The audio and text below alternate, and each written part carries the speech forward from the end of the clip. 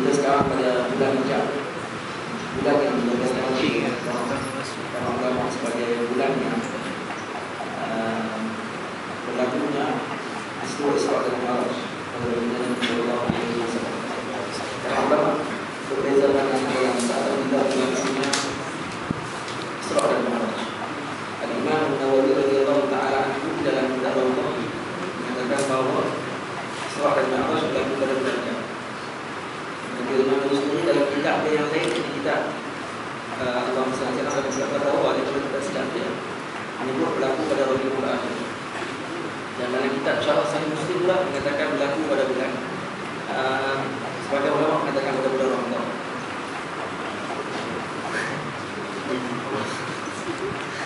Jadi saya pakai ini. Jadi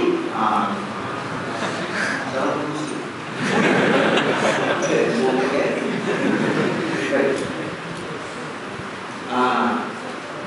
Jadi pandangan yang paling jelas adalah berlaku pada bulan Rajab. Bulan Rajab itu pada bulan sekarang ini. Dan pandangan jumhur para ulama berlaku Isra dan Mi'raj pada 27 Rajab. Hadirin dirahmati Allah Taala sekalian, kita menyambut Isra dan Mi'raj ini adalah perkara yang sangat penting dalam Islam.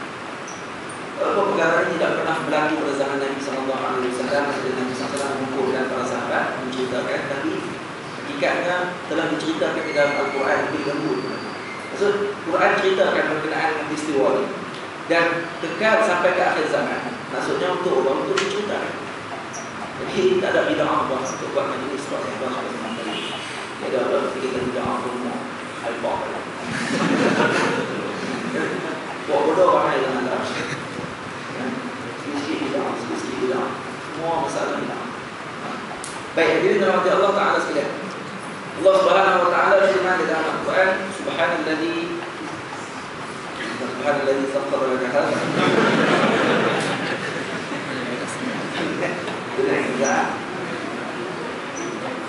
أسرى بعبده ليلا من المسجد الحرام إلى المسجد الأقصى الذي باركنا حوله لنريه من آياتنا إنه هو السميع البصير. Jadi dalam Allah, dalam ayat ini Allah Taala jelas sebut. Kita nak cerita berkenaan dengan Isra dan Mi'raj. Pada awal Nabi bermula Isra dan Mi'raj, di mana Nabi mula, kemudian Nabi naik burak, Nabi di belah dadanya, kemudian Nabi berjalan dalam perjalanan yang sangat hebat bersama dengan Sayyidina Jibril alaihissalam, Sayyidina Mikail alaihissalam, Sayyidina Israfil. 3 malaikat yang dinyatakan dalam banyak riwayat.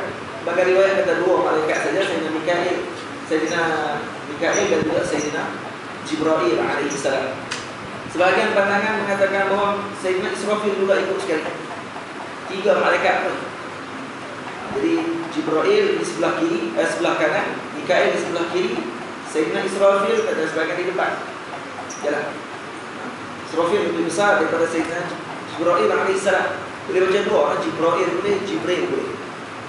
Gabriel pun boleh. Dalam bahasa Inggeris. Pemain Argentina dulu, Gabriel pasti itu start. Tidak dalam berkira sebab dia takut kiamat. Dia panggil Kapten Argentina dulu. Apa ingat tak? Lepas tu dia berhenti jadi padri. Dia ingat? Dia jadi padri, dia takut kiamat. Dia cepat-cepat bertolak. Dalam agama dia kan yang sebesar. Baik, mungkin dia buat jaringan bola apa sama-sama tadi. Baik. Jadi bila dalam perjalanan yang hebat tadi bertemu macam-macam. Sehingga Nabi SAW bertemu Allah SAW dengan kubur Sayyidatina Masyitah. Nabi SAW bertemu dengan wanita yang mana diikat rambut, kemudian digantung bawah dada, kemudian dibakar di atas api neraka. Diperlihatkan gambaran tersebut. Kemudian yang nampak orang lelaki yang kena katuk kepala, jadi balik, cap katuk balik. Macam-macam gambaran yang dilihat oleh Nabi SAW dalam perjalanan daripada Isra tersebut. Asra bi'abdihi, dalam perjalanan malam tersebut dilihatkan perkara tadi.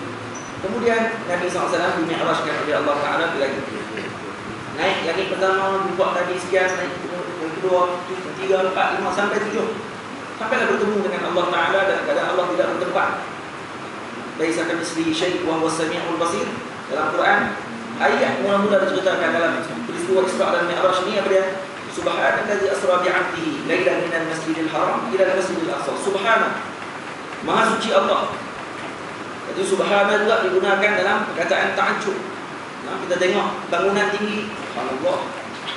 Tengok benda yang cantik, subhanallah. Jadi kita sebut subhanallah. Begitu juga dalam peristiwa ini, peristiwa yang ajaib, maka disebut subhana, Maha suci Allah. Juga dan yang dimaksudkan oleh para ulama bila sebut subhanallah, subhanallazi asra bi'abdihi, menunjukkan bahawa Allah Ta'ala ni Maha suci daripada segala kekurangan. Seolah-olah nanti orang akan bayangkan bila berlaku Isra dan Mi'raj, seolah-olah Allah Ta'ala ni duduk di langit dan Nabi akan bertemu dengan Allah di langit. Subhanallah. Jadi Maha suci Allah daripada perkara tersebut. Allah tidak bertempat dan Allah tidak memerlukan bertempat. Pada peristiwa Isra tadi, Nabi saja yang pergi ke tempat dengan keadaan Allah tidak perlu. Jadi perjalanan panjang tadi ni, kita takkan cerita malam ni. Kalau cerita memang tak habis. Dah lama lewat. Pula kan. Kemudian nak cerita banyak tu pula, mungkin sampai sekerat. Tak sampai nak Mi'raj tu. Sampai ke Isra. Tu pun tak tentu sampai Masjidil Aqsa pula. Dia sampai tengah jalan, lepas tu nak balik. Sampai tak keluar dari sini, aku nak balik ke arah. Baik. Jadi kita cerita malam ini mungkin ambil ringkasan. Orang panggil mulaqas, ataupun orang panggil muqarrar. Bukan muqarrar. Baik. Hadirin dirahmati Allah Subhanahu wa taala sekalian, sebelum berlakunya Isra dan Mi'raj, apa yang berlaku kepada Nabi sallallahu alaihi wasallam? Disebut bahawa berlakunya peristiwa Amul Huzni, tahun kesedihan bagi Nabi sallallahu alaihi wasallam. Baginda Nabi sallallahu alaihi wasallam dibantu dengan cukup kuat oleh dua orang insan yang sangat berjasa kepada perjuangan Nabi sallallahu alaihi wasallam. Siapa yang pertama? Sayyidatina Khadijah binti Khuwailid radhiyallahu taala anha, dan juga yang kedua Sayyidina Abi Thalib. Saya sebut Sayyidina kerana saya berpegang dengan pandangan di guru-guru saya mengatakan bahawa Abu Thalib masuk syurga Allah Ta'ala. Tak ada sebagian pandangan ulama yang benar betul. Cuma tak perlu lah nak pergi sebab apa kan. Teman-teman kita inilah ada orang berkata lah yang masuk-masuk lah. Saya kata masalah dulu Syiah tak lah. Kita tak kata Syiah apa lah. Jadi sebagian ulama berpandangan bahawa Sayyidina Abu Thalib masuk syurga Allah Ta'ala. Tak ada seorang ulama yang bernama Syekh Zaid Dahlan. Ini mufti Makkah pada ketika dahulu menulis sebuah kitab Asnal Matalib fi Najati Abi Thalib. Kitab tersebut Asnal Matalib fi Najati Abi Thalib. Maksudnya kitab tadi menceritakan bahawa Sayyidina Abi Thalib radhiyallahu taala anhu juga berjaya masuk syurga Allah Taala. Tak boleh hal menjelang di kalangan ulama, tak perlu kita nak bahas panjang masalah tersebut. Saya menggunakan pandangan mengatakan Abu Thalib adalah masuk syurga, dan siapa yang pegang dengan pandangan yang sebalik daripada Allah tersebut juga akan tidak masuk. Baik, hadirin dirahmati Allah Ta'ala sekalian. Jadi bila dua orang ini meninggal dunia, maka berlaku macam-macam kepada Nabi sallallahu alaihi wasallam. Yang kita maklum, pernah Nabi balik daripada Su dengan keadaan Nabi diambil pasir ditabur atas kepala. Ambil pasir atau atas kepala apa? Bila Nabi balik ke rumah, tengok pasir penuh atas kepala. Jadi para anak Nabi sallallahu alaihi wasallam, ini Sayyidatina Fatimah radhiyallahu taala anha, dan juga anak-anak dia yang lain, rasa menangis tengok keadaan ayah. Ini Rasulullah sallallahu alaihi wasallam. Yang keadaan yang sebelum ni dia tak berani nak buat itu. Bila mati dia dua orang ni terus punya nak balas dendam. Yang lama orang kata tunggu lama lah. Kalau ni kami nak tabak tak. Tapi boleh tabak semua. Nabi tabak tak. Nabi kata dendam bersumat dalam hati itu, berpanjang dengan Nabi sallallahu alaihi wasallam. Dan Nabi balas, Nabi tak balas. Walaupun Nabi lebih kuat daripada dia. Kalau Nabi hentik dia, masa pecah buka-buka. Kuatan Nabi sallallahu alaihi wasallam sama dengan 100 ahli syurga. Kekuatan Nabi sama dengan 100 ahli syurga. Seorang ahli syurga sama dengan 100 ahli dunia. Nah, jadi kekuatan Nabi berapa? 100 kali 100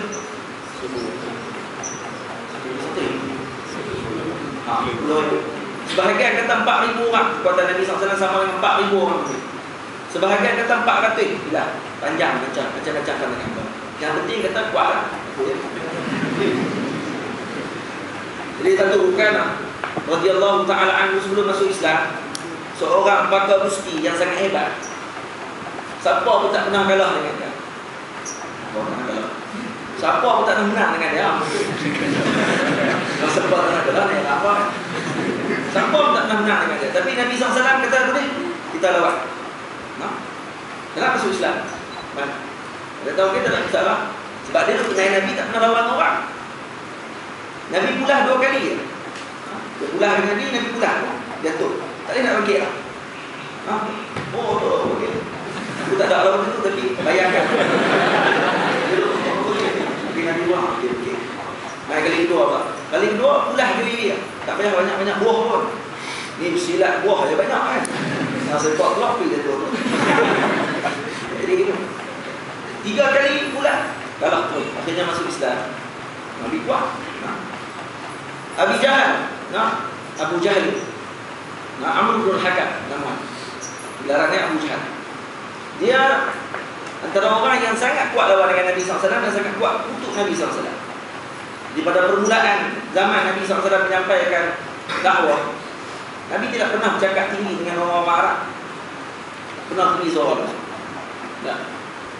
Jadi geng-geng Umayyah bin Khalaf ni pokok besar Quraisy ni, ketika duduk dalam Masjidil Haram, waktu Nabi SAW datang sembahyang di Masjidil Haram, datang seorang lelaki yang mengadu kepada pokok Quraisy ni, kata barangku telah dirampas oleh Abu Jahal, oleh Amr bin Hakam, dan aku nak ambil balik barangku tadi sebab janji nak ada badal. Maksudnya aku bagi barang, dia bagi balik. Tapi tak, ni dia ambil, dia tak bagi, dia balik rumah terus gitu. Aku nak balik jumpa apa dengan keluarga aku. Nak balik kampung. Jadi dia kata gitu.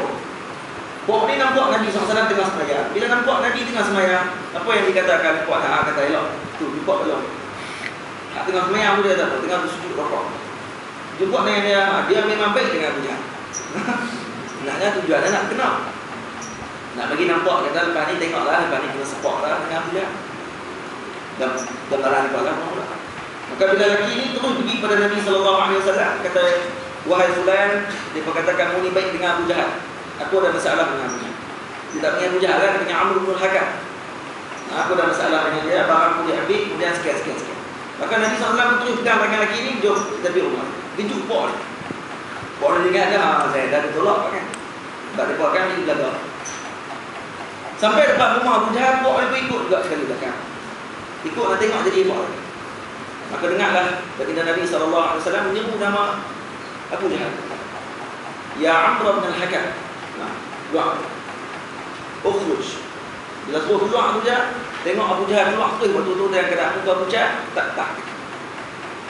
Kita bagi balik barang lagi ni yang kamu ambil.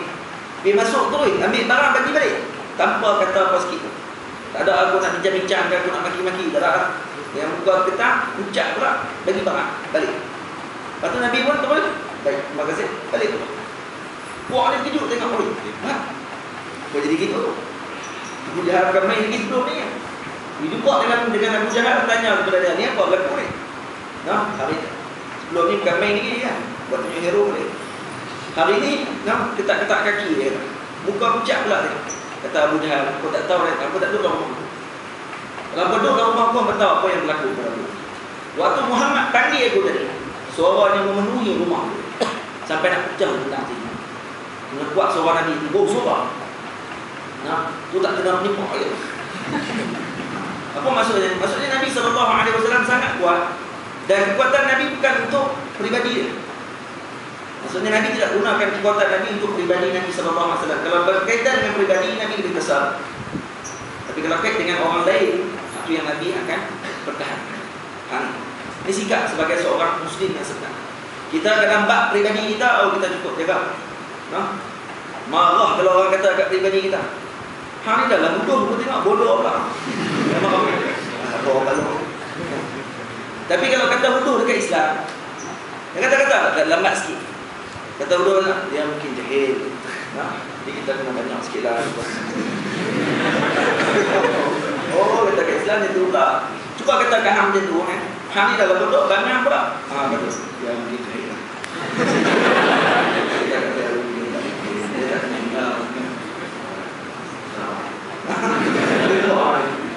Ada orang gitu.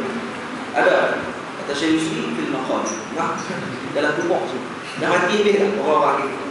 Tak payah nak jumpa orang zaman Nabi. Kalau tidak peset ni amat lama. Tak. Ni kes lambat ni ke? Mana kes berdebat pasal presiden ni. Aku sampai tadi nanti tau. Satu Chevrolet kan Chevrolet.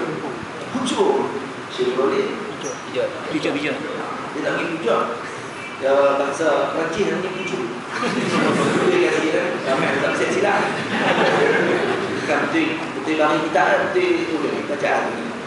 Chevrolet aku baca Chevrolet. Kan? Dia. Jadi kita pengajian kali ini nama saya tak salah. Baik. Jadi nak tujuh tadi ni. Dia menyimpang. Bab kenaan dengan siapa sokong Ahmad Syafiq, siapa sokong Mursi, siapa sokong Syafiq. Ada seorang yang depan tu. Dia sokong Mursi tapi dia tak ada akhlak. Dia Mursi pun aku tengok. Tinggi suara, lepas tu dia nak maki orang. Lepas tu lah tadi dia kata kalau sokong Syafiq dengan sokong anjing, empat tu anjing. Apa ni? Tak keli ya dalam tu. Wah, putih. Tak keli aku ambil earphone, buat kat telinga. Aku tidak. Tapi dia tak sorong sebab tangan dia sekali bergerak. Orang Arab ni dia tak boleh. Cakap telefon, tangan bergerak. Cakap telefon, kawan kat sana tak tengok pun. Kalau cakap dengan dia tangan aku. Aku harus kamu baik lagi tak apa. Jadi dalam hati Allah tak sikap. Balik kepada Allah. Cuma nak beritahu kata Allah. Tengok Nabi SAW punya sikap. Sikap Nabi SAW. Baik, selepas kematian dua orang insan yang sangat dicintai oleh Nabi SAW, berlakulah penentangan yang sangat jahat oleh perempuan. Maksudnya jelas sangat dia bertunjuk penentangan kepada Nabi SAW. Jadi pada ketika tersebut Nabi dalam keadaan sedih. Tapi sedih Nabi tidaklah bermakna sedih yang sehingga menyebabkan tidak menyampaikan dakwah. Nabi sedih kerana apa waktu itu? Sedih kerana orang waktu itu sangat tolak Islam. Maksudnya bukan sedih berkaitan dengan Nabi SAW. Sedih berkaitan dengan penerimaan orang terhadap Islam. Dan kemudian bila mana berlaku peristiwa macam ni, Nabi pun pergi ke Taif. Cerita yang panjang, teringkat kan. Selepas berlaku peristiwa tidak diterima oleh ahli Makkah pada ketika tersebut, maka Nabi keluar ke mana? Keluar ke Taif. Taif berapa jauh daripada Makkah? Lebih 100 km. Bersama dengan siapa? Sama dengan? Betul? Awak dengar? Tak boleh jelas. Siapa dia? Nama? Zaid bin Harisah. Sayyidina Zaid bin Harisah. Sayyidina Nabi keluar bersama dengan Sayyidina Zaid, bertemu di mana? Pergi ke Taif. Dan kemudian akhirnya dibaling batu pula oleh buah Taif. Waktu ni Nabi singgah di satu kebun Bani Rabi'ah. Makan anggur yang dijamu oleh seorang hamba pada ketika tersebut. Kemudian datang Jibril alaihissalam, dan Jibril alaihissalam kata kepada Rasulullah, "Ya Rasulullah, izinkan aku untuk mengarahkan malaikat bukit, untuk mengangkat bukit-bukit untuk menimpakan di atas kaum." Kalau dia mahu tuanya, cakap Melayu lah, tapi terjemah. Jadi kita biar aku arahkan malaikat bukit. Maksudnya setiap tempat ada jagaan malaikat. Bukit pun ada malaikat jaga. Kita nampak Cina tu bukit, tak malaikat bodoh. Dia kata, aku akan arahkan malaikat bukit untuk angkat bukit, untuk runtuhkan di atas, hempakkan di atas Taif. Maka kata Nabi SAW, Allahumma hdi qawmi fa innahum la ya'lamun. Ya Allah, berikan hidayah kepada golongan Taif karena mereka tidak tahu. Maksudnya apa? Kalau sebab baling aku tak marah. Tapi moga-moga nanti anak cucu mereka akan terima Islam. Dan kesannya doa Nabi SAW diberkati oleh Allah Ta'ala dan distajabkan oleh Allah. Dan kaum Taif sampai sekarang semuanya minal muwahhidin, orang-orang yang mengisahkan Allah Subhanahu wa taala. Buat dekat doa Nabi SAW. Kalau kita, oi, Jibril main. Baru tadi ya, ada kat luar tu ya. Saya dah cari pasal kat saya. Dia cari pasal, lepas tu dia ada buat sakit hati saya sikit. Lepas tu Jibril kata, wahai Muhammad, apa yang kamu nak? Kamu nak buat apa? Tumbuk dia. Dah seronok, dah ada membantu ramai ni. Tu kata jenis ni tak boleh pakai. Nabi SAW buat itu dah. Walaupun sangat ramai pembantu Nabi SAW kalau nak bantu. Kenapa? Allah Ta'ala sendiri. Tapi ada Nabi gunakan semua sekali untuk kepentingan peribadi itu. Ini kita kena cek balik diri kita. Ini sebelum masuk Isra' Mi'raj ni. Dia kena betul dulu macam mana jadi Isra'. Ni dah kita pergi Isra' tu. Tak tahu sebelum Isra' tu apa dia berlaku. Nah. Macam hebatnya Isra' Mi'raj. Subhanallazi asra bi'abdihi wa hebat. Sebelum tu tak tengok tu kehebatan Nabi SAW untuk mendapatkan Isra' Mi'raj tu bagaimana. Maksudnya nak dapat satu ganjaran yang sangat hebat, nak dapat satu anugerah yang sangat hebat, maksudnya hidup kamu kena hebat. Hidup kamu macam Rasulullah, baru kamu akan dapat ganjaran macam Nabi SAW. Tapi kita tak boleh dari Isra' Mi'raj zaman dah. Kita akan diisrakan dengan roh kita bertemu dengan Nabi SAW. Atau asma, roh kita ni akan jadi tinggi di sisi Allah Subhanahu Wa Taala. Seperti mana Nabi SAW diangkatkan jasad dan rohnya bertemu dengan Allah. Boleh. Jadi sebelum tu kena tahu jalan dia macam mana boleh jadi hebat. Macam mana dia dapat pandangan dapat satu anugerah ini. Ini dalam hati Allah. Nabi SAW waktu menerima ujian yang sangat hebat tadi, baginda Nabi sedih. Sedih sebab apa? Dia bimbang Allah Ta'ala murka kepada baginda. Dia bimbang itu. Nabi SAW bimbang itu. Beberapa tahun tidak diterima oleh Arab Quraisy. Quraisy tidak terima. Kemudian pergi ke Taif, Taif baling batu. Halau pula Nabi SAW. Waktu itu Nabi sedih. Nabi sedih kenapa apa? Nabi kata, mungkin Allah murka kepada aku. Apa yang Allah murka aku tak tahu. Aku mohon ampun kepada Allah Ta'ala. Moga Allah Ta'ala ampunkan dosa aku kalau kata aku. Nampak tak? Apa yang Nabi fikir? Ada Nabi salah orang? Tak. Nabi fikir diri. Apa yang aku buat sehingga menyebabkan Allah Ta'ala berikan ujian kepada aku sampai peringkat ini? Adakah kerana ini bukan ujian ataupun ini adalah kemurkaan Allah? Difikir dua perkara dia pemikiran Nabi SAW. Karena itulah Allah Ta'ala pada satu malam datanglah Jibril alaihissalam bersama dengan Mikail, dan satu riwayat mengatakan Israfil menggerak Nabi SAW pada ketika sebut katanya di rumah Sayyidatina Ummu Hani, sepupu Nabi SAW. Kata, wahai hamba Allah, wahai hamba yang sedang berselimut, bangun kamu. Bangun, kita pergi. Kita akan berjalan pada malam. Maka malam tersebut dibawa Nabi SAW untuk menggembirakan hati Nabi SAW. Untuk menggembirakan hati baginda Nabi SAW, nak bagi tahu kepada Nabi SAW, wahai Muhammad, kamu sabar dengan ujian yang aku bagi. Maknanya bukan aku murka kepada kamu. Tapi orang yang cintakan kepada seorang itu tentu dia akan tes kekasih. Seseorang yang cintakan seseorang, ini kalau makhluk, dia akan tes kekasih dia. Akan tes. Lagu eksis lama-lama. Aku tak arti nak nyanyi lah. Semua ada orang itu lah. Banyaklah lagu-lagu lama memang gitu pun. Semua kita. Aku tengok kau berlalu di bawah hujan tanpa sempat menjawab soalan aku, tak kenal apa tu. Atau mereka balik tu lagu. Adakah kau marah disebabkan kerana soalan yang aku tanya tadi? Jangan marah. Aku ni kekasihmu, jadi aku layak untuk bertanya. Kau dengar lagu tu? Lagu terima dah tak apa nak kira. Mereka balik. Lagi kalau aku ini kenapa kata aku sampai lagu lah. Jadi gitu kan. Terima kasih. Nampak ada apa? Dia layaklah untuk nak uji kekasih dia tadi. Allah Ta'ala mengasihi Nabi SAW, maka diuji Nabi SAW. Maka Nabi dibawa pada kisah tersebut lebih daripada benda yang lain pula. Nabi digantikan dengan kegembiraan yang sangat hebat. Hilangnya dua kekasih Nabi SAW, akhirnya bertemu dengan kekasih yang sangat dicintai oleh Nabi SAW, iaitu Allah Subhanahu. Malah bukan bertemu biasa, bertemu dengan secara keadaan zahir, melihat terus Allah Subhanahu Wa Taala. Karena itu dalam hadis Sayyidina Jibril alaihissalam. Hadis Jibril ma'ruf. Bila mana Sayyidina Jibril alaihissalam bertanya kepada Nabi SAW, "Mal ihsan?" Ya Muhammad, akhbirni 'anil ihsan. Wahai Muhammad, ceritakan kepada aku tentang ihsan. Maka kata Nabi sallallahu alaihi wasallam, "An ta'budallah ka'annaka tarah, fa illam takun tarahu fa innahu yarak." Kamu beribadah kepada Allah seumpama kamu melihat Allah. Fa illam takun tarahu fa innahu yarak. Kalau kamu tak mampu, dia tengok. Seolah-olah dia sedang muraqabah, dia sedang melihat dan memerhatikan kamu. Kalau kamu perhati betul-betul dalam hadis Sayyidina Jibril alaihi salam, bila Nabi ditanya oleh Sayyidina Jibril, "Akhbirni 'anil Islam." Maka Nabi ceritakan berkenaan dengan Islam. Maka Sayyidina Jibril kata apa? Salatah. Maka Sayyidina Umar radhiyallahu taala anhu menjawab, "Ajibna lahu yas'aluhu wa yusaddiqu." Kami heran sungguh dengan lelaki yang tak kenal. Lepas tu mai tanya kat Rasulullah, Rasulullah jawab, dia pula kata betul. Dia betul ni orang hebat kan. Maksud dia tahu dah jawapan. Nah. Kita lagi-lah dengar ngajak, betul orang tanya soalan. Betul kita pun jawab.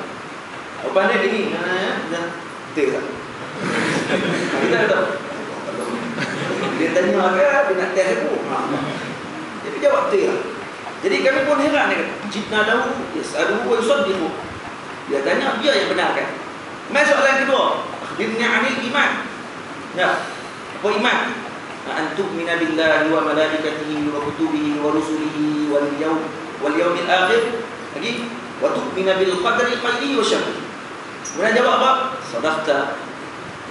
Sadaqta lagi. Tapi mai yang ketiga, "Akhbirni 'anil ihsan." Apa ini jawab oleh Sayyidina Jibril? Sayyidina Nabi SAW, "An ta'budallah ka'annaka tarah, fa in lam takun tarahu fa innahu yarak." Ada tak Jibril kata sadaqta? Tak. Kenapa? Dua jawab sadaqta. Kenapa yang ni tak jawab sadaqta? Ada kata para ulama. Kerana tak jawab sadaqta kerana Sayyidina Jibril tidak sampai peringkat Nabi SAW. Karena dia tidak pernah tengok Allah. Sayyidina Jibril cuma hanya menyampaikan wahyu kepada Allah. Tidak pernah tengok Allah, tidak. Yang hanya melihat Allah Nabi SAW. Sebab tu Nabi SAW kata apa? "Ta'budallah ka'annaka tarah." Jibril nak kata sadaqta ke nak? Aku tak nak tengok. Kamu pernah tengok? Dalam hadis ni menunjukkan ketinggian Nabi berbanding dengan Jibril AS. Nampak tak? Kedudukan Nabi tinggi. Biasanya hadis tu. Mesti perkataan sadaqta atau tidak. Dalil kata Nabi SAW sangat tinggi. Boleh? Jadi bila Nabi SAW diperlihatkan pemandangan yang sangat hebat, bertemu dengan Allah Ta'ala, maka hilang terus kesedihan Nabi SAW. Maka Allah Ta'ala nak bagi jawapan kepada Rasulullah, "Wahai Muhammad, sebenarnya aku tidak murka kepadamu, tapi aku sayang kepadamu. Aku cinta kepadamu, maka aku tunjukkan kepadamu jalan. Dan aku ingin tunjukkan kepada orang yang nak bawa Islam, maka mereka akan diuji oleh aku." Lepas tu Nabi SAW sebut dalam hadis, "Asyaddul bala'i al-anbiya, summal amsalu fal amsal." Orang yang paling berat diuji oleh Allah Subhanahu wa taala adalah para anbiya. Summal amsalu fal amsal. Kemudian para umpama dengan Nabi dan seumpama dengan mereka itu. Boleh. Ini para ulama akan diuji. Maksudnya ujian ni kalau kata tak diterima oleh orang-orang yang beriman, maka ketika sebut masih lagi ada masalah. Jadi sebab tu orang beriman menunggu ujian, bukan meminta ujian. Tak boleh kita minta, "Ya Allah, bagilah ujian. Aku sanggup kerana aku hebat." Tak salah buat apa.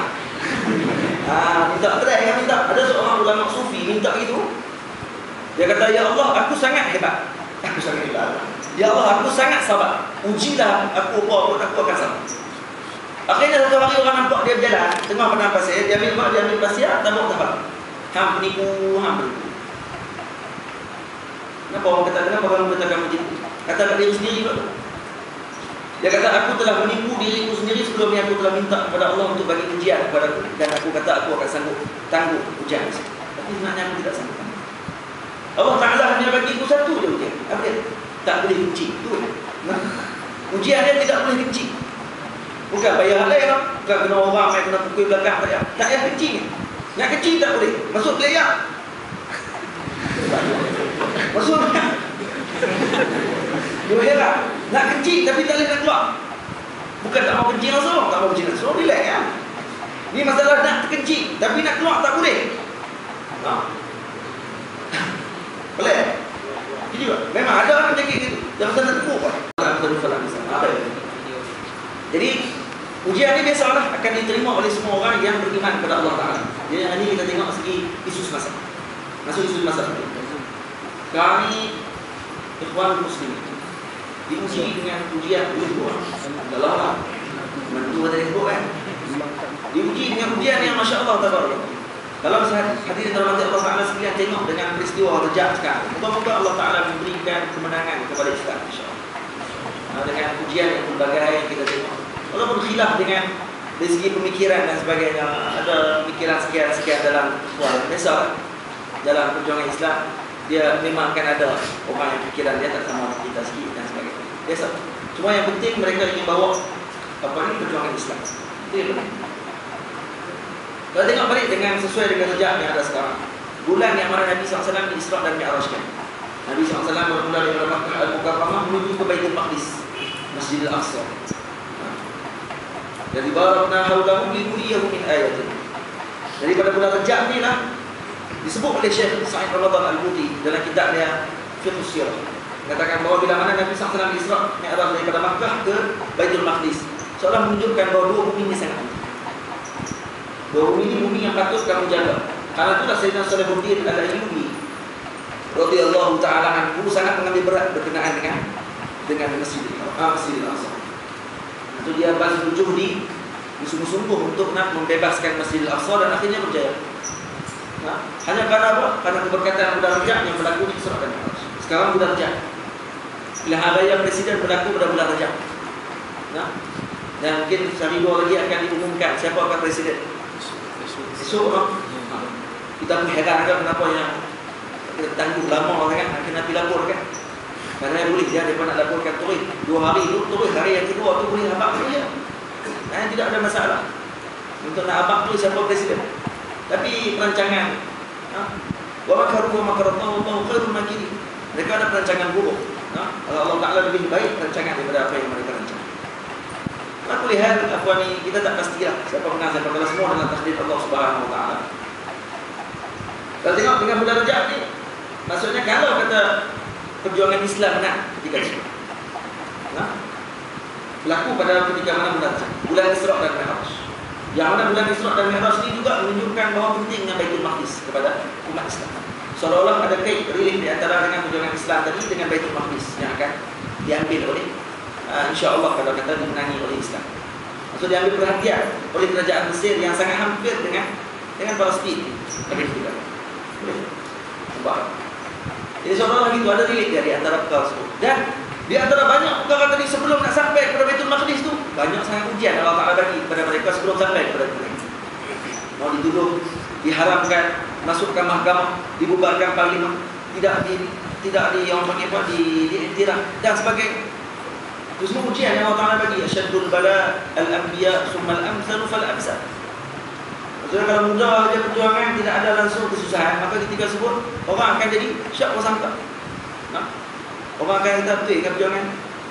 Dan kalau kata perjuangan tu pula kena berharap dengan seorang peribadi yang kita kata dengan peribadi ini akan contoh kalau Imam Hasanul Banna masih hidup sampai sekarang. Dan dia hidup dan kemudian masih lagi memegang sebagai mursyidul am dalam ikhwan. Maka ketika sebut apa akan berlaku, orang akan anggap kata kemenangan dia sekarang ni adalah kerana Hasanul Banna. Karena dia masih ada, tapi dia dah meninggal, maka digantikan dengan generasi ke generasi. Begitu juga dengan Nabi SAW ketika Isra' dan Mi'raj. Sebelum Isra' dan Mi'raj, Amul Huzni, kenapa diwafatkan Sayyidina Abi Talib dengan Sayyidina Khadijah? Karena nanti orang akan kata kalaulah Abi Talib hidup sampai Nabi hijrah, maka orang akan kata memang senanglah dia hijrah karena Abi Talib hidup. Memang senanglah dia hijrah kerana duit banyak, Sayyidina Khadijah ada kan. Maka Allah Ta'ala wafatkan kedua ni kerana nak beritahu kata yang menangkan Nabi SAW bukan dua ni, Allah yang menangkan. Maksudnya yang menangkan perjuangan Islam bukannya orang tertentu, tapi Allah Subhanahu Wa Ta'ala yang akan bantu perjuangan Islam. Itu kamu menang. Boleh faham? Kalau faham ni, maksud Isra' Mi'raj sebenarnya melahirkan orang yang nak betul-betul berjuang dalam Islam. Orang yang nak berjuang Islam nak dapat kejayaan bukan mudah. Dia kena susah dulu. Dia kena diuji dulu dengan macam-macam ujian. Sekat kena gam, sekat kena tak bagi ceramah, boleh salah.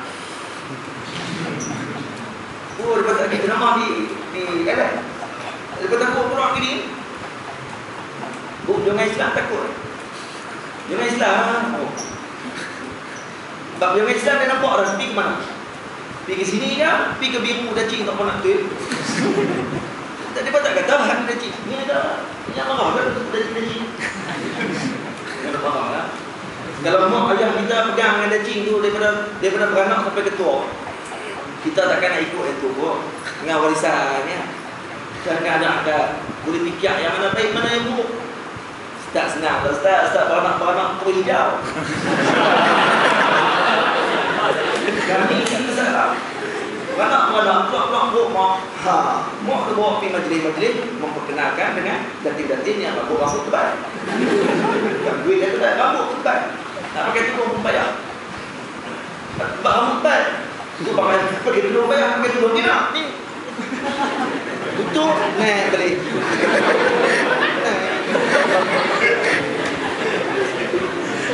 Yang tu lah. Yang kita boleh pakai tudung ni sebab rambut tak warna tebal. Itu boleh pakai tudung tu. Kalau rambut tebal, dia pakai tudung dia naik lagi.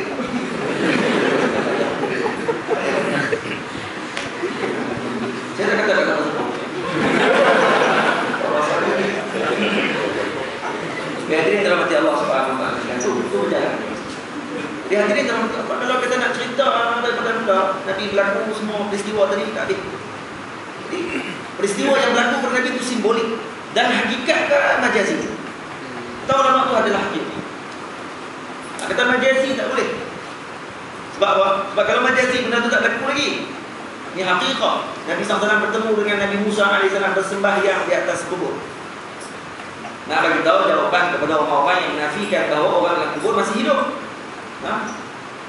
Wala taqulu liman yuqtalu fi sabilillahi amwat bal ahya 'inda rabbihim. Wala tahsabanna alladhina qutilu ya'tu la baghara wala taqulu man yuqtalu fi sabilillahi amwat bal ahya walakin la yash'urun. Ya, surah Baqarah. Apa yang tak sedar, apa yang tak rasa daripada hidup dalam kubur. Maka ketika peristiwa Isra dan Mi'raj, ni semua ni akidah ni nak tunjuk. Yang pertama, kalau kamu nak jadi pejuang Islam, akidah kamu kena betul. Maksud dalam Quran, Subhanallazi asra bi'abdihi lailan minal masjidil haram ila al-masjidil aqsa alladzi barakna hawlahu linuriyahu min ayatina innahu was-sami'ul basir. Yang pertama, kamu kena betulkan akidah kamu, baru kamu boleh untuk nak bebaskan Baitul Maqdis dan kamu nak letakkan diri kamu sebagai fardul muslim, jamaah muslim, daulah Islamiyah dan sebagainya itu. Kamu nak letakkan perkara tersebut, mau tak mau, kamu kena betulkan akidah kamu. Akidah kena tepat. Ni kalau akidah masih Allah di langit, Allah bertangan berkaki, insya-Allah. Betul dalam Quran aku subhanallazi, awal-awal lagi dah. Maha suci Allah daripada segala kekurangan, Maha suci Allah daripada segala tempat dan sebagainya, Maha suci Allah daripada jihad dan sebagainya. Maka ketika sebut, barulah kamu boleh bincang masalah Baitul Maqdis. Dalam ayat ni hadirin dirahmati Allah, ada 3 masjid sebenarnya disebut. Bukan 2 aja, 3 masjid. Jangan ingat kata Masjidil Haram ila Masjidil Aqsa. Nah. Wala subhanallazi asra bi'abdihi lailan minal Masjidil Haram ila Masjidil Aqsa alladzi barakna hawlahu. Kenapa disebut Masjidil Aqsa? Soalnya dia panggil isim mubalaghah. Dia panggil mubalaghah. Maksudnya yang sangat jauh. So di antara Masjidil Haram dengan Masjidil Aqsa, Masjidil Haram di tempat Nabi, nak pergi ke Masjidil Aqsa yang paling jauh. Maksudnya ada masjid yang jauh tapi taklah paling. Ini masjid apa? Masjidin Nabawi. Sebab tu ketika Isra dan Mi'raj, Nabi pun tidak di tempat akan didirikan masjid Nabi SAW. Nabi solat di Taibah. 2 rakaat di Taibah disuruh oleh Sayyidina Jibril alaihissalam, turun kamu wahai Muhammad daripada Buraq, sembahyang 2 rakaat di sini. Maka Nabi selesai sembahyang, Nabi tanya, "Mana ada makan? Ini tempat apa ni?" Maka Jibril alaihissalam menjawab, "Hadhihi Taibah." Ini adalah Taibah. Taibah itu satu kebun kurma yang mana akhirnya dibeli oleh Nabi SAW, oleh kebun tadi milik 2 orang anak yatim yang mana mereka ingin bagi hadiah kepada Nabi SAW, tapi Nabi beli. Siapa yang beli dengan Sayyidina Abu Bakar Siddiq radhiyallahu taala anhu, dan wakafkan tanah tersebut menjadi milik umat Islam. Pada ketika tersebut dibuat Masjidin Nabawi, dan pahala wakaf Sayyidina Abu Bakar Siddiq masuk kepada Sayyidina Abu Bakar Siddiq sampai sekarang. Kalau wakaf besar, wakaf ni nak buat jalur tak wakaf kita. Apa-apa saja. Kalau orang minta wakaf apa-apa semua, bagi, jangan tak bagi. Bagi kita punya RM10. Orang kata dapat masjid, bagi RM10. Ni saya tak nak wakaf RM10 lah. Sekaki RM10 lepas. Ni RM50 untuk mak saya. Mak kita berkata kita wakaf pada dia. Tapi mai kiamat nanti, tengok-tengok tu dia mai satu kontainer. Pahala kan kontainer, berkontainer-kontainer. Pahala yang mana anak dia telah wakafkan untuk dia. Jadi dia tak sedap. Kata rupanya anak dia ada buat jariah untuk dia. Aku nak buat dulu, macam saya nak buat masjid. Jadi 3 masjid di situ. Dalam ayat dia panggil isyarat dalam ayat tersebut. Tak sebut dalam tu secara orang panggil apa, secara lafzi. Tapi jadi isyarat dalam ayat tersebut. Jadi hadirin dirahmati Allah Ta'ala sekalian. Jadi peristiwa yang agung ni dirakam oleh Allah Ta'ala dengan ayat yang ringkas. Ringkas dengan ayat dia cuma Isra'. Tak ceritakan Mi'raj. Sebab tu kata ulama, siapa yang ingkarkan Isra' Nabi SAW kafir. Siapa yang mengingkari Mi'raj hukumnya fasik. Tidak. Ulama bincang masalah Isra' Mi'raj ni ada 2 hukum. Ingkar Isra' kafir. Kenapa? Kerana mengingkari ayat Quran. Sebab jelas sebut Asra bi'ahdi. Asra ni maksud jalan malam. Siapa yang ingkar Mi'raj hukumnya fasik. Karena tidak ada jelas ayat yang sharih menceritakan berkenaan dengan Mi'raj, walaupun para ulama kata diceritakan secara orang panggil apa, bukannya sharih, coba itu sharih dalam surah An-Najm kata saya. Dalam surah An-Najm diceritakan berkenaan dengan Mi'raj Nabi sallallahu alaihi wasallam. Jadi peristiwa tadi maksudnya diceritakan dalam bentuk yang lebih jelas lagi dalam hadis yang sahih. Diceritakan oleh Nabi SAW di dalam Sahih Bukhari. Cuma hadis itu tidak sampai peringkat mutawatir. Cuma mutawatir maknawi dia. Makna dia mutawatir. Karena para sahabat semua makruf peristiwa Isra' dan Mi'raj Nabi SAW. Jadi waktu kita kata perlu beriman dengan peristiwa kedua peristiwa Isra' dan Mi'raj. Kena beriman dengan iman yang sangat teguh. Karena itu di antara keimanan orang Islam, kita tak pernah tengok benda tadi, tapi kita beriman macam kita tengok. Itu tanda iman. Kita pergi ke Isra' Mi'raj, tak, kita tengok ke semua perjalanan yang Nabi dilalui. Nabi cerita balik je kepada kita. Tapi ada kita dalam hati kita syok bersangka. Kalau syok bersangka ada masalah hati. Maksudnya kamu masih masalah dalam iman kamu, dan iman kamu masih lagi ada tolak. Dan kita kata kepada kita, tak semua benda yang kita tak tengok, benda tu tak ada. Kalau benda itu diceritakan oleh Shadiqul Masduq, maka kita ketika tersebut kita perlu beriman dengan iman yang sangat betul. Kata Sayyidina Abu Bakar Siddiq digelar As-Siddiq kerana peristiwa. Peristiwa ni lah yang bila mana disampaikan oleh Abu Jahal. Dia kata, wahai Abdullah, wahai Abu Bakar, ni kawan kamu main cerita bangun juga lah. Belum ni kata pergi lepas wahyu Allah kali ini, dia kata pergi ke langit lah. Dia pergi Baitul Maqdis, kemudian dia naik ke langit. Lepas tu turun dalam masa semalam. Ada yang nak pergi ke Baitul Maqdis 2 bulan berjalan. Sebulan pergi, sebulan balik. Ni semalam kan, tak sampai 5 minit. Tak sampai 5 minit boleh dah pergi sampai ke sana, atas balik. Siap selimut tu masih panas. Sesuatu sebelum ni selimut, kalau kata kita duduk dalam selimut, dan kita tak keluar daripada selimut tadi dalam masa berapa minit, kita bui-bui sikit, kita ketuk 2-3 kali, kita ribah-ribah Allah tiap-tiap kita busuk tu. Kemudian kita keluar daripada selimut. Sebelum 5 minit kau masuk balik, dia akan rasa panas lagi. Jangan musim panas, musim sejuk kan. Musim panas memang tu panas lah. So selimut pula memang. Jadi maksud dia, bila Nabi balik daripada Isra' dan Mi'raj, masuk dalam selimut sini masih panas. Seolah-olah perjalanan, sebab tu Subhanallah. Kenapa? Kalau kata dalam perjalanan otak kamu, memang kamu akan jalan 2 bulan. Tapi Allah yang milik masa. Allah yang miliki masa ni, bukan kamu yang miliki. Maka ketika sebut Allah Ta'ala boleh untuk bawa baginda Nabi ketika tersebut untuk pergi ke tempat yang tertentu, dan keadaan masa ketika tersebut tidak lagi sama dengan masa ini. Boleh. Karena yang bawa itu adalah Tuhan masa, bukan masa itu yang bawa. Kita ni lebih beriman kepada masa, dan kita beriman dengan kenderaan yang kita bawa. Lepas tu kita kata, olehnya nak main ke Zakzi 2 jam, 1 jam setengah kan? Keluar lewat sikit. Dia ingat Isra' Mi'raj kan? Tengok tak sampai juga kan? Sebab kita masih beriman dengan masa kita. Sebab kita dah nampak sejam setengah tu mesti sejam setengah. Ada orang yang Allah Ta'ala lajukan masa dia. Al-Imam Nawawi radhiyallahu ta'ala anhu, ada orang dia tak bagi nak cerita bab karomah ni. Dia kata karomah ni kalau cerita menyebabkan orang akan jadi junub. Ada orang kata. Siapa Allah? Dia kata gitu. Cerita karomah banyak-banyak sangat. Dia buat apa? Apa kepentingan cerita karomah banyak? Betul ulama tak tulis lah bodoh oi. Dalam dia kasar sikit lah. Sebab mereka kasar dengan ulama, kita tak kata apa. Mereka kasar lagi teruk, kita sangat bodoh.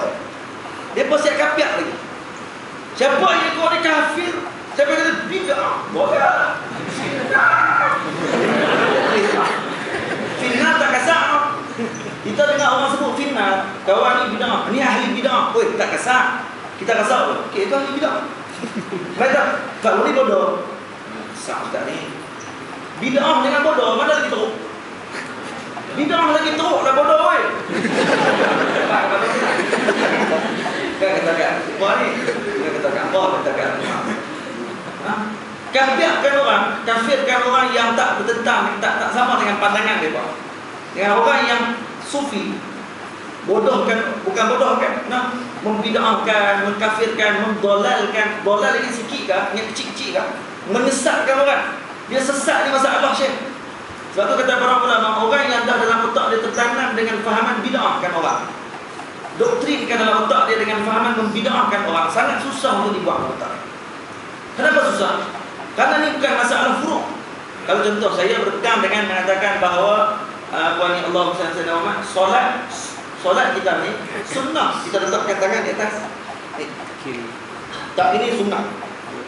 Tiba-tiba kita baca-baca kita dalam mazhab Maliki boleh letak bawah ni Allah. Kita pun main nak salah. Tengok dia.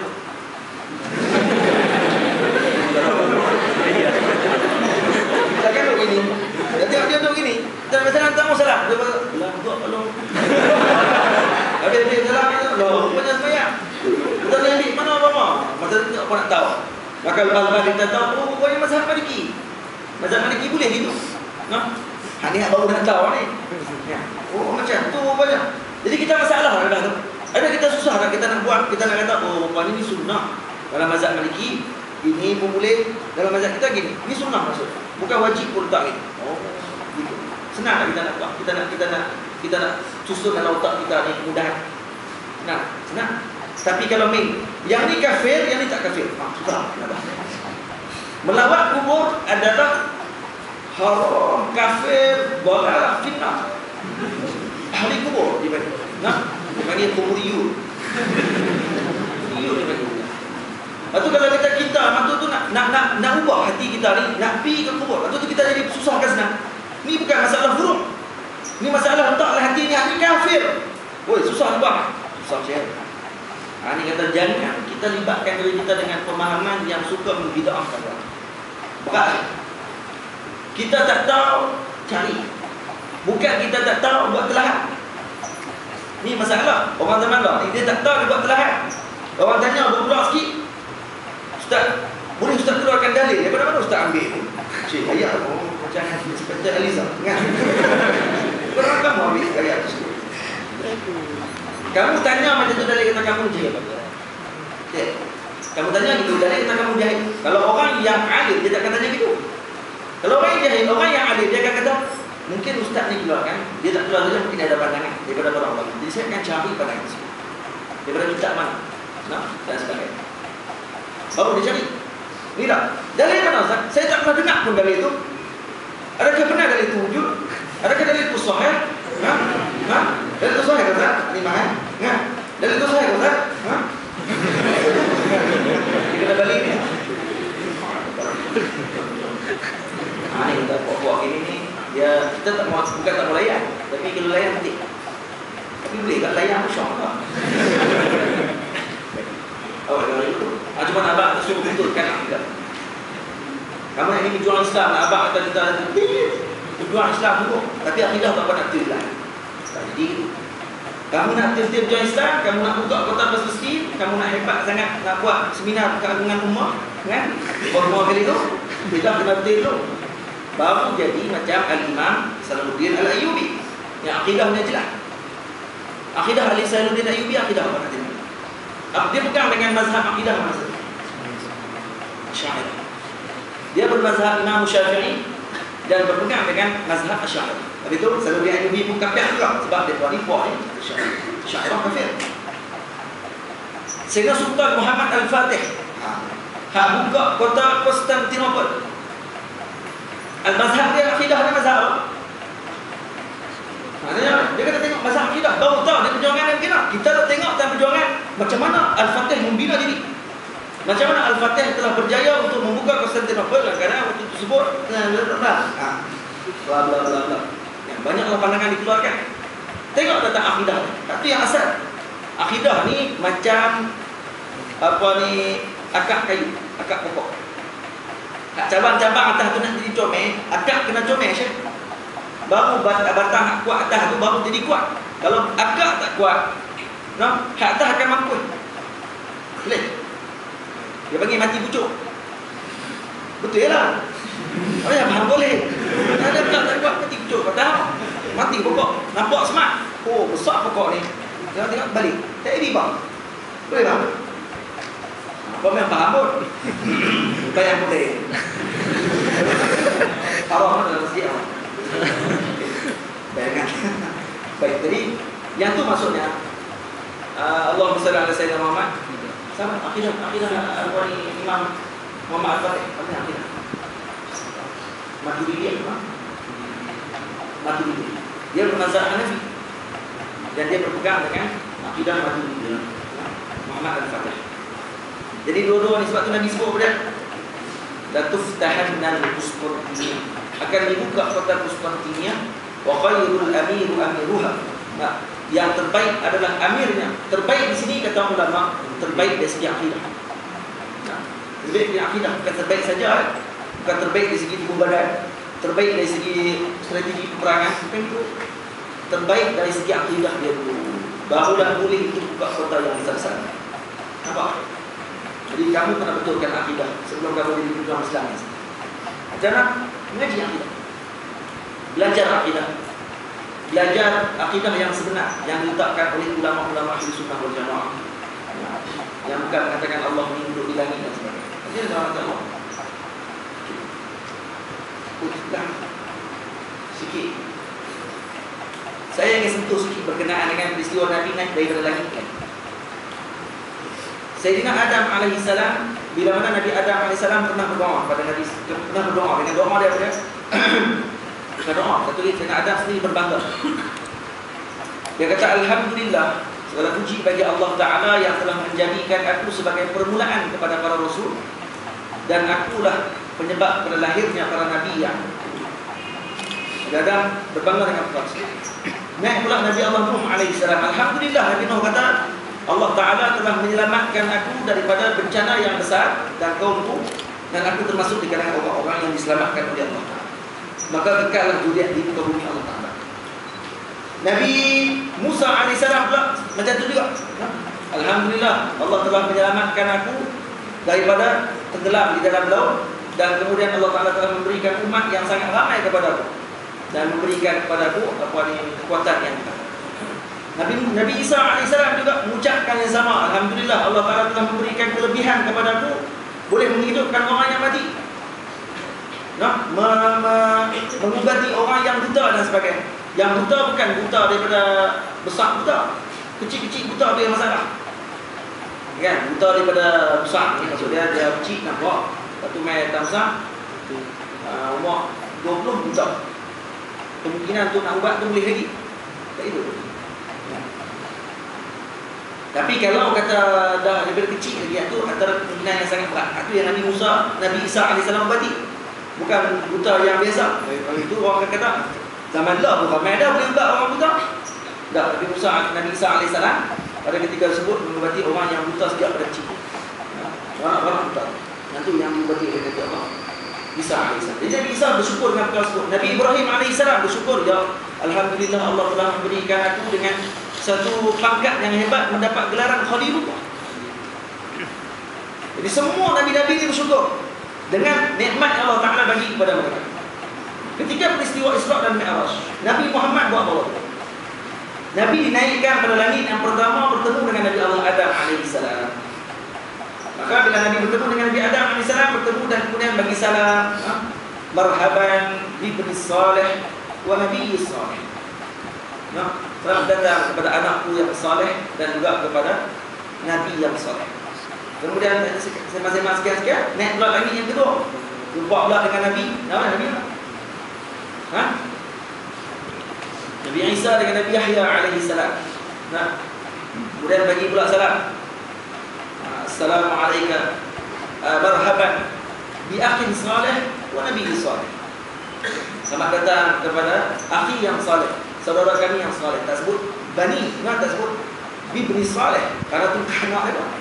Karena Nabi SAW dengan saudara-saudara dia yang lain daripada sebelah Nabi Allah Yaqub alaihissalam, maka ketika sebut digelar sebagai Nabi lah dan juga akhi. Tapi Nabi Adam alaihissalam sebagai ayah lah, digelar bibni saleh. Dalam masa yang sama Nabi Muhammad juga ayah kepada Nabi Allah Adam alaihissalam, ayah dari segi roh. Nabi Muhammad Abu Ruh, bapa segala roh. Nabi Adam alaihissalam Abu Jasad, Abu Insan, bapa segala manusia. Jadi naik pula langit yang ketiga, jumpa Nabi Yusuf alaihissalam. Langit keempat Nabi Idris alaihissalam. Langit kelima jumpa Nabi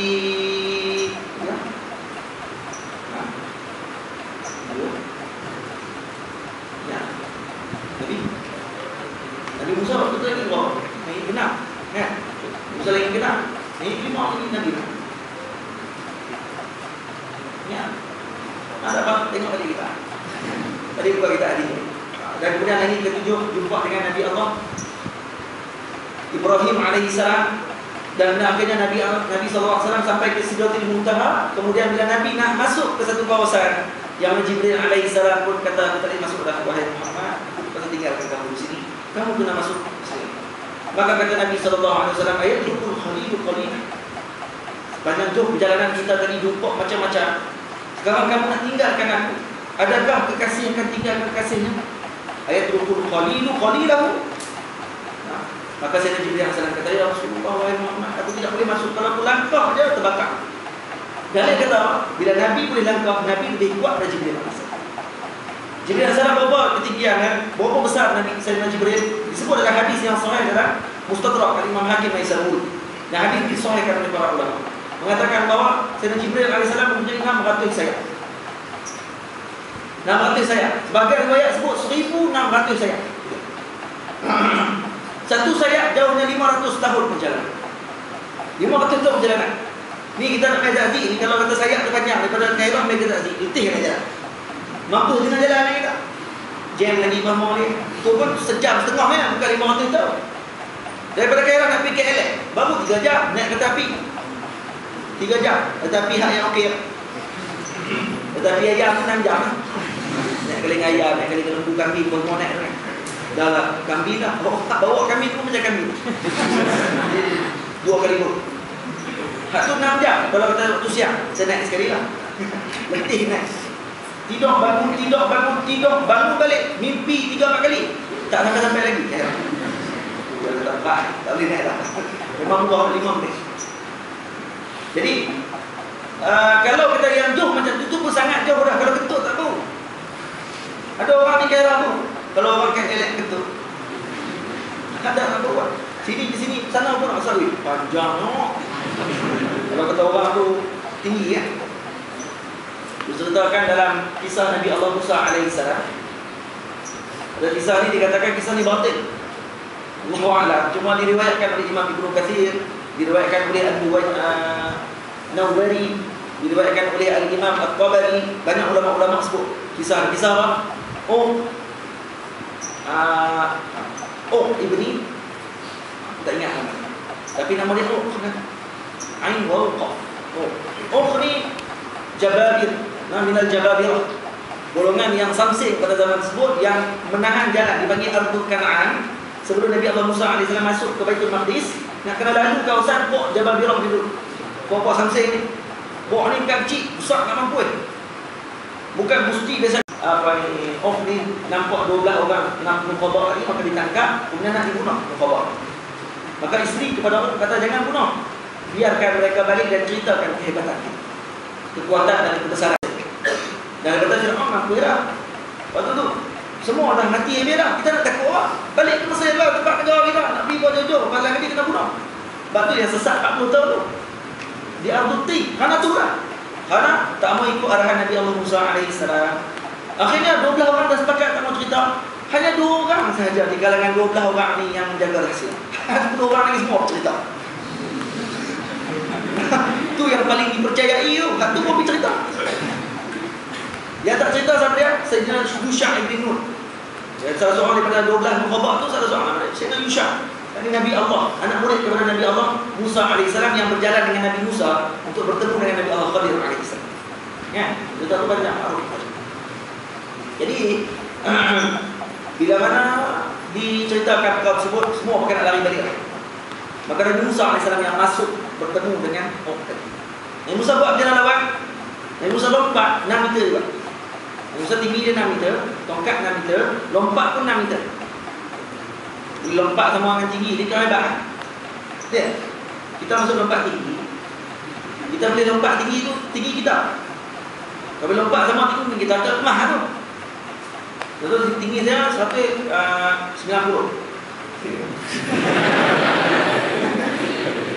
Okey, 80 lah juga, pakai kasut tinggi lah. Kalau buat kasut tinggi tu 175. Kalau tinggi tu kan, tegak pula kan. Bila lompat, adakah saya boleh lompat 175? Tak. Boleh lompat, bukan lompat lagi, menyusul ke bawah. Tapi jatuhlah atas hilang. Cuma yang tak itu masuk ke bawah hilang. Selamat kan? Sebab kalau lompat tu tersangkut, kita punya pinggang atas tali tu, atas besi tu tak nikah. Pinggang tak kali ya, waktu darjah 6 tak nikah. Masuk ke bawah. Dia tak masuk lah dengan jadi bila Nabi Musa boleh lompat tinggi tu dekat, dia lompat tu sampai kat mana? Sampai ke tumit dia. Tumit koknya. Akhirnya dia katuk tumit. Tepuk katuk tumit, jatuh mampus tu. Kuat Nabi Musa. Kuat. Jadi kekuatan yang Allah Ta'ala bagi kepada Nabi-Nabi ni, dan masing-masing duduk pada peringkat peringkat masjid, pada peringkat apa tu? Langit. Peringkat langit masing-masing. Nabi lalui semua langit tersebut. Nabi lalu langit Nabi Allah Adam AS. Yang waktu tu Nabi Allah Adam AS kata, aku adalah bapa segala manusia. Nabi lalu lagi jumpa. Kalau Nabi naik pula lagi kedua, maksudnya Nabi lebih tinggi pada Nabi Adam. Naik lagi kedua jumpa dengan Nabi Allah Yahya AS, dengan Nabi Allah Isa AS. Kemudian naik lagi ketiga jumpa Nabi Yusuf. Lagi keempat jumpa Nabi Idris AS dan sebagainya. Naik ke atas sampailah langkah bertuan dia sendiri, ini Nabi Allah Ibrahim AS. Dan dia kata apa? Dia kata Nabi telah merangkaui semua peringkat Nabi-Nabi yang masing-masing ada kelebihan masing-masing, tapi Nabi mendapat semua kelebihan masing-masing. Kalau Nabi Adam nak kata dia adalah sebagai ketua kepada seluruh ayah kepada seluruh anak Adam, Nabi Muhammad juga adalah ayah kepada seluruh ruh anak Adam. Karena dia roh adalah yang paling pertama dicipta. Kalau nak kata Nabi Allah Isa AS dengan Nabi Allah Yahya AS yang boleh hidupkan orang mati dan sebagainya, maka Nabi lebih daripada tu lagi. Hidupkan orang mati. Nabi pernah hidupkan orang mati tak? Pernah hidupkan orang mati tak?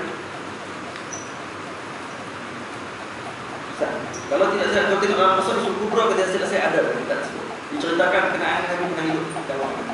Kalau kata nak kata kisah Nabi Allah Isa AS pernah bercakap ketika mana kecil, Nabi Muhammad juga ketika kecil pernah bercakap. Dan Nabi Allah Musa AS, Nabi Allah Yusuf AS cantik. Nabi lebih cantik daripada Nabi Allah Yusuf AS. Kalau Nabi Allah Idris AS, Nabi Allah Idris AS, apa kelebihan Nabi Allah Idris AS? Kelebihan dia Nabi. Kelebihan dia sebagai Rasul. Jadi berlagi kelebihan dia sebagai orang yang bersahabat dengan Sayyidina Israel AS. Contohnya, setiap Nabi ni ada kawan baik dia. Kawan baik bagi Idris AS adalah Israel. Israel tu kawan dengan mereka pun. Bukan jalan-jalan. Nabi Muhammad kawan dengan ketua pada malaikat tu, Sayyidina Jibril alaihissalam. Jibril apa maksudnya? Hamba Allah yang Abdullah. Israel pun juga maksudnya hamba Allah, Abdullah dalam bahasa Hebrew, Ibrani. Nah, bagi ulama kata il makna dia Allah. Jibril maksudnya adalah hamba, Abdul. Sebagai kita terbalik, dia macam orang putih. Nah, macam nama orang putih. Maksudnya Burger King. Burger King maksudnya King of Burger. Maksudnya itulah. Ada terbalik dekat. Jadi maksudnya Allah hamba. Maksudnya hamba Allah. Jadi Jibril tu Allah, il tu maksudnya adalah hamba. Nah, jadi hamba tu berakat. Sebagai pandangan kata gitu. Itulah dia kalau nama boleh juga lagi kita cerita berkenaan kisah. Itu dalam hati Allah Taala sekalian. Dari Nabi faqa kull syai'. Nabi melebihi semua perkara dalam kisah tersebut. Dari kata apa? Dari kata Nabi SAW kedudukan yang sangat tinggi berbanding dengan nabi-nabi yang terdahulu, dan tak layak tak salah kalau kita katakan bahawa Nabi SAW adalah ketua kepada para nabi alaihi wassalam. Dan waktu Nabi SAW menjadi imam ketika tersebut, ketika mana di Baitul Maqdis, menjadi imam kepada seluruh nabi dan ulama khilaf. Menjadi imam di sini adakah bermakna menjadi imam sungguh ataupun macam orang? Tapi yang kuatnya adalah menjadi imam sungguh sembahyang 2 rakaat, seperti mana nabi-nabi itu sembahyang.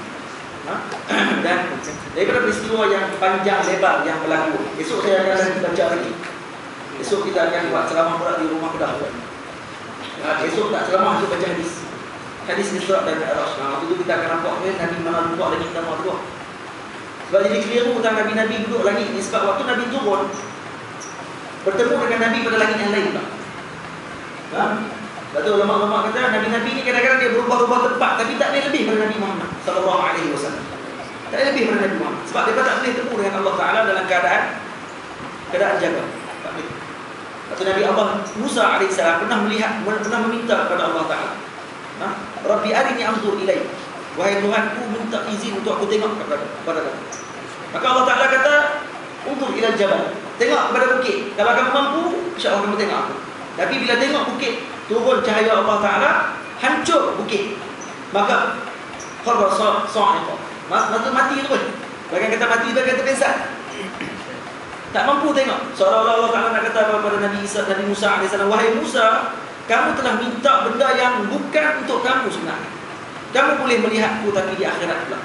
Yang boleh melihatku ketika alam hayah ini hanya seorang saja, itu Nabi Muhammad SAW. Kamu dah minta tempat yang tidak boleh untuk kamu. Nabi Muhammad minta tak? Nabi SAW tidak minta kepada Allah untuk melihat Allah.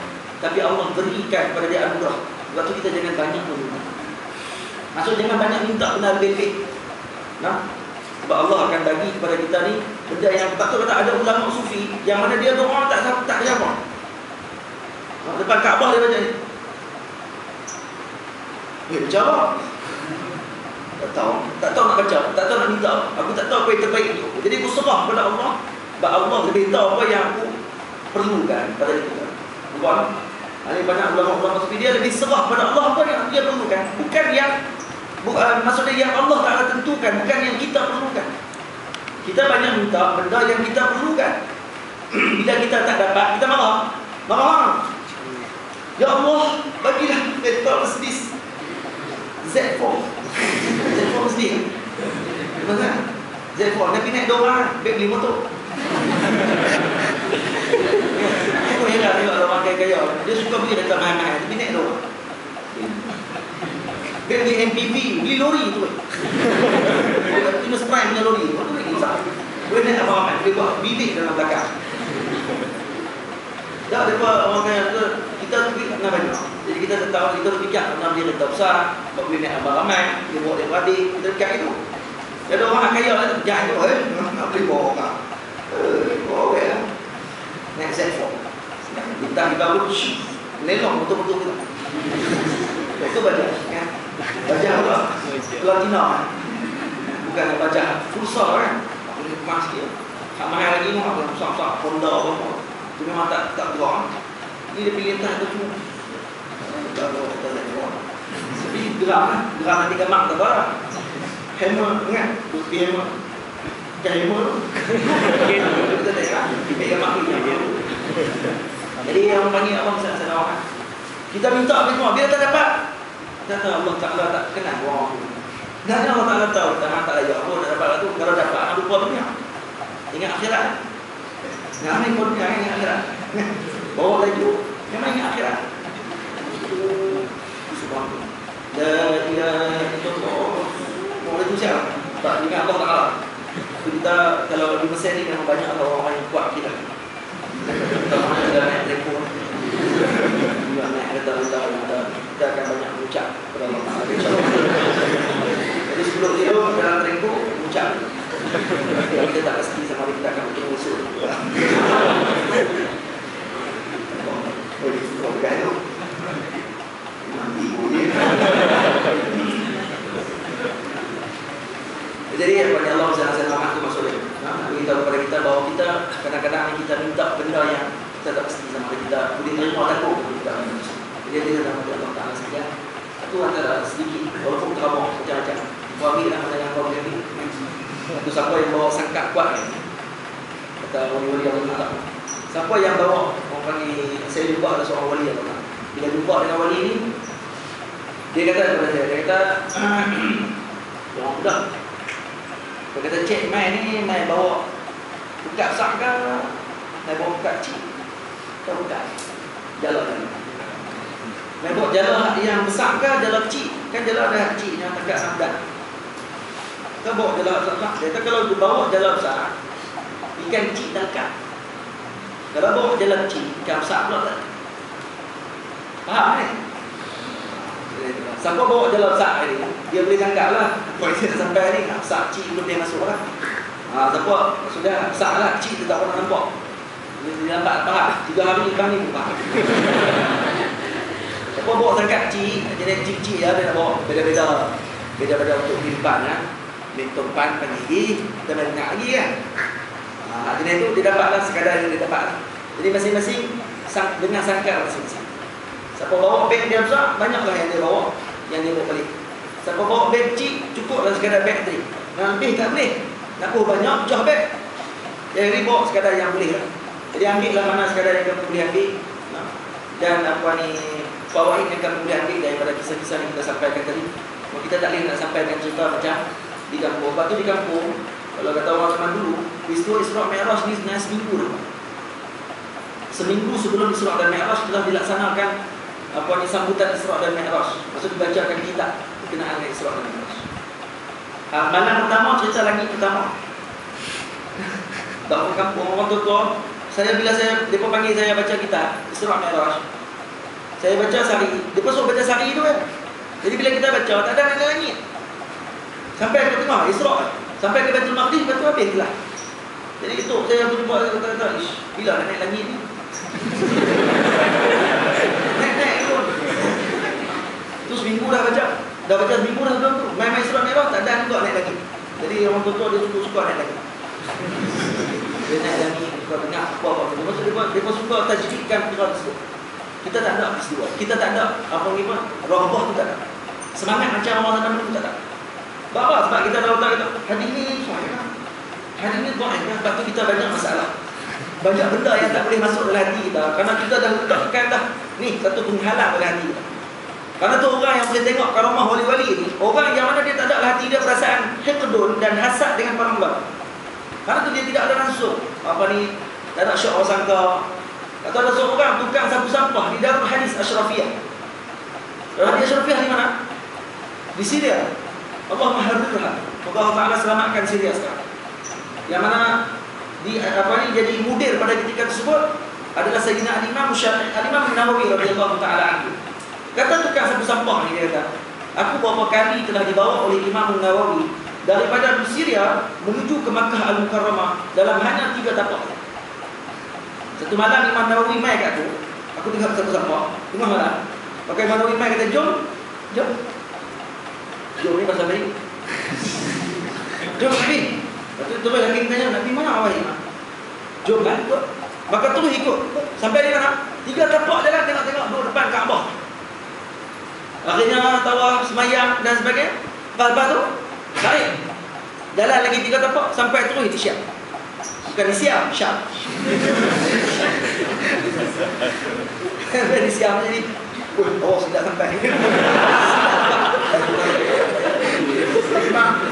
Imam Nawawi radhiyallahu taala bawa itu sekali. Dia kata bukan sekali, dia kata 2-3 kali aku dibawa. Baik. Kenapa orang macam ni dibawa oleh Imam Nawawi sampai terus ketika itu? Kalau kita sampai tak? Tak sampai kita. Saya sampai ke Mekah memang sampai. Lepas tu sampai tu kita fikir. Macam mana boleh sampai? Apa sebab? Apa kelebihan sampai? Apa dalil ni sampai? Lepas tu sampai kat itu lah. Pakai dulu dekat situ saja. Itu peristiwa lah. Lah cerita nak adik. Dah lah ni semua kan. Seorang lelaki yang sangat benci dengan ulama sufi. Dan akhirnya dia betul ulama sufi ni kata macam-macam. Dan bila ulama sufi ni pergi keluar daripada masjid ketika sembahyang Jumaat, keluar pada masjid terus pergi ke suk, maka dia di belakang. Dia tengok, "Oi, sembahyang sunat pun nak pisuk tu." Nanti dia benci dengan ulama sufi semua. Benci semua ulama sufi. Masuk dalam suk, tengok ulama ni tengah pergi beli daging pula yang mahal, beli roti pula yang sedap. Kebab ni kebab. Dia tengok, "Hei, sufi makan kebab. Mana boleh? Sufi tak punya lah." Kebab ni mahal. Dia kata, kalau aku tengok dia ni makan daging tak? Daging yang mahal, aku akan cekik. Kalau dia makan sebab dulu aku cekik pun. Sufi kena. Bawa. Lelaki tu dia ikut lagi. Ikut. Sampai satu masjid. Masjid yang besar. Kemudian tak ada orang masjid tu. Masjid tu dah lama ni. Nampak ulama ni masuk ke dalam masjid. Kemudian tengok ada seorang lelaki sedang bersandar dalam masjid. Lelaki tu kaki tak ada tangan, tak ada mata pun tak. Maka lelaki ni pun tengok, dia duduk balik ni tengok. Tengok ulama ni tengah suap mulut lelaki ni sikit demi sedikit. Suap, tak ada langsung masuk dalam mulut dia. Semua disuapkan mulut lelaki ni. Hak yang muda, hujung kaki kan. Lepas tu baru tengok tu, dia kaki dia orang tengok. Bila Melayu kan? Rasa besar. Aku rasa besar. Silap aku suzon dengan ulama. Aku ingatkan dia nak makankan dia. Rupanya memang dia hati mulia semua. Sikit pun tak masuk dalam mulut dia. Semua dia disuap ke lelaki tadi. Dia kata dekat ulama, orang dekat. Tengok tak ada. Lelaki buta tu kan. Ulama tu dah tak ada. Dia pun keluar tu daripada masjid. Keluar tengok pada siap. Dia hendak tahu di mana. Dia mana? Masuk balik. Tanya kepada lelaki tu, "Hak buta. Ni di mana? Ni tempat ni?" Kata lelaki ini adalah negara sekian-sekian. Yang jauh negeri ini dengan Baghdad pada ketika sebut 2 bulan berjalan. Tapi dalam masa dalam 3 tapak berikut tu sampai tu masjid. Bapa sampai tu bawa, pening dah nak balik 2 bulan. Duit tak bawa, dah rezeki ni. Duit pun tak bawa. Dia main Jumaat kau balik punya apa? Dia balik main Jumaat tu. Kemudian turun, dia masuk jumpa dia kata, "Tak buat macam mana?" Dia tak buat, dia kata, "Aku berheran kenapa Syekh ni beli daging banyak?" Dia tak cukup untuk kita orang. Memang Syekh tu sengaja beli daging. Kalau ni dia beli sikit lah. Kali ni dia beli banyak sebab nak ajak keluar tua. Tengok. Ajak anak ikut pun kan. Ikut tapi beli daging dia lah. Maksudnya ada juga dalam hati ni dia lah. Nak juga, tak apalah. Hang buat bila kata aku macam-macam nak cekik aku lah semua sekali. Beli daging, hang makan lagi. Makan sekali dengan lelaki tua. Cukup tu seminggu makanan lagi daging. Bukan beli sikit, beli tu seminggu. Cukup seminggu memang tak larang lah. Makan daging tu, ayam pun dah agak orang lah kali. Cukup seminggu dia kata tak apa dengan bimbang. Syekh ni akan main lagi seminggu depan. Setiap Jumaat dia akan main sungguh pun Jumaat.